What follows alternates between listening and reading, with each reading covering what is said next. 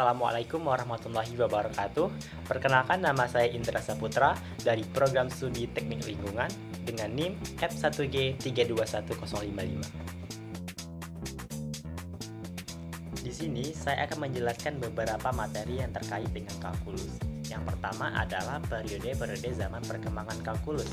Periode ini dibagi menjadi 3 zaman. Yang pertama adalah zaman kuno, pertengahan, dan juga modern. Pada periode zaman kuno, beberapa pemikiran tentang kalkulus integral telah muncul, tetapi tidak dikembangkan dengan baik dan sistematis. Perhitungan volume dan luas yang merupakan fungsi utama dari kalkulus integral, di mana orang Mesir telah mampu menghitung volume piramida terpancung. Archimedes pun mengembangkan pemikiran ini lebih jauh dan menciptakan heuristik yang menyerupai kalkulus integral. Kemudian pada zaman pertengahan, matematikawan India Aryabhata menggunakan konsep kecil tak terhingga pada tahun 499 dan mengekspresikan masalah astronomi dalam bentuk persamaan diferensial dasar. Persamaan ini kemudian mengantarkan Bhaskara II pada abad ke-12 untuk mengembangkan bentuk awal turunan yang mewakili perubahan yang sangat kecil tak terhingga dan menjelaskan bentuk awal dari teorema Rolle. Sekitar tahun 1000, matematikawan Irak Ibnu Al-Haytham menjadi orang yang pertama yang menurunkan rumus perhitungan hasil jumlah pangkat 4. Dan dengan menggunakan induksi matematika, dia mengembangkan suatu metode yang menurunkan rumus umum dari hasil pangkat integral yang sangat penting terhadap perkembangan kalkulus integral. Pada abad ke-12, seorang Persia Saraf Al-Din Al-Tusi menemukan turunan dari fungsi kubik, sebuah hasil yang penting dalam kalkulus diferensial. Pada abad ke-14, Madhava bersama dengan matematikawan astronom dari mazhab astronomi dan matematika Kerala menjelaskan kasus khusus dari daerah Taylor yang dituliskan dalam teks Yuktibasa. Kemudian pada zaman modern, penemuan independen terjadi pada awal abad ke-17 di Jepang oleh matematikawan seperti Sekikawa. Di Eropa, beberapa matematikawan seperti John Wallis dan Isaac Barrow memberikan terobosan dalam kalkulus. James Gregory membuktikan sebuah kasus khusus dari teorema dasar kalkulus pada tahun 1668. Leibniz dan Newton mendorong pemikiran-pemikiran ini bersama sebagai sebuah kesatuan, dan kedua orang ilmuwan tersebut dianggap sebagai penemu kalkulus secara terpisah dalam waktu yang hampir bersamaan. Newton mengaplikasikan kalkulus secara umum ke bidang fisika, sementara Leibniz mengembangkan notasi-notasi kalkulus yang banyak digunakan sekarang. Untuk materi yang kedua, itu mengenai siapa sih sebenarnya bapak kalkulus.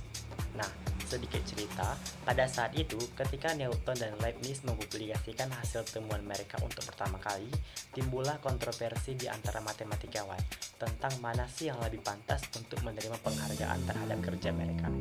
Newton menurunkan hasil kerjanya terlebih dahulu, tetapi Leibniz yang pertama kali mempublikasikannya. Newton menuduh Leibniz mencuri pemikirannya dari catatan-catatan yang tidak dipublikasi, yang sering dipinjamkan Newton kepada beberapa anggota Royal Society yang waktu itu merupakan sebuah organisasi.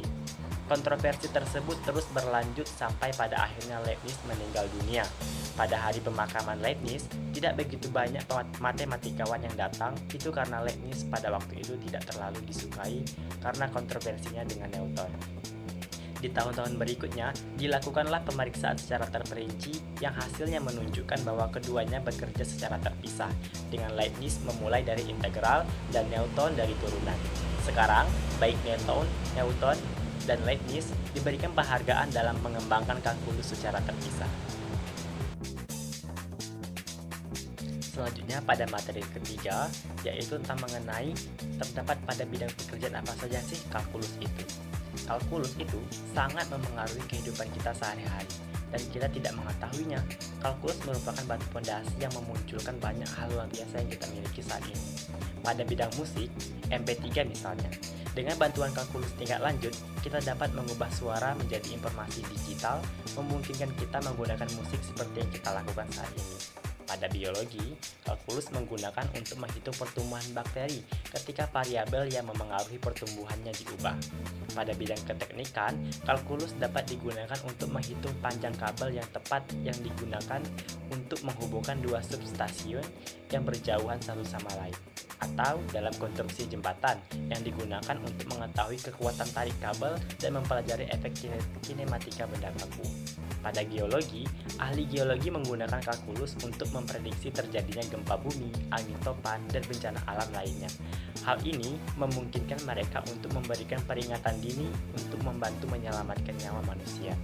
Dalam bidang keuangan, kalkulus digunakan dalam mengevaluasi nilai saham dan mengukur risiko investasi. Pada materi yang keempat ini, yaitu tentang penerapan kalkulus dalam kehidupan sehari-hari. Saya beri contoh, misalnya pada suatu ketika saya mempunyai ide untuk merenovasi rumah. Lalu di sini saya ragu, apakah tabungan saya berjumlah 17 juta rupiah mencukupi atau tidak untuk merenovasi rumah tersebut. Nah, kemudian saya pun pergi untuk menemui salah satu konsultan bangunan. Konsultan bangunan ini bisa menghitung semua kebutuhan yang diperlukan untuk merenovasi rumah sesuai dengan yang saya harapkan. Dia menghitungkan mulai dari peralatan, ongkos tukang, dan lain sebagainya. Dia pun memberikan saya sebuah rumus fungsi yang menentukan biaya renovasi rumah saya. Adapun rumus fungsi yang diberikan adalah fx sama dengan x kuadrat dikurang 8x ditambah 25. Nah, f di sini merupakan fungsi biaya renovasi dalam bentuk jutaan rupiah, dan x merupakan banyaknya pekerja bangunan yang dipekerjakan. Dengan rumus ini, saya akan menghitung berapa sih biaya minimum yang harus saya keluarkan. Cara yang pertama adalah dengan menurunkan turunan pertama dari fungsi ini. Turunan pertamanya adalah f minus x sama dengan 2x dikurang 8. Nah, perlu diingat bahwa suatu fungsi mencapai minimum ketika turunan pertama dari fungsi tersebut bernilai 0. Maka 2x dikurang 8 itu sama dengan 0, 2x sama dengan 8, dan x sama dengan 4. 4 di sini merupakan jumlah pekerja yang dipekerjakan. Jadi, untuk meminimum biaya, banyaknya pekerja yang dipekerjakan untuk merenovasi rumah adalah berjumlah 4 orang. Sekarang, bagaimana sih menghitung jumlah seluruh biaya renovasi untuk merenovasi rumah? Caranya adalah dengan mensubstitusi x ke dalam persamaan f 4 sama dengan 4 kuadrat dikurang 4 berarti dikurang 8 dikali 4 ditambah 25 sama dengan 16 dikurang 32 tambah 25.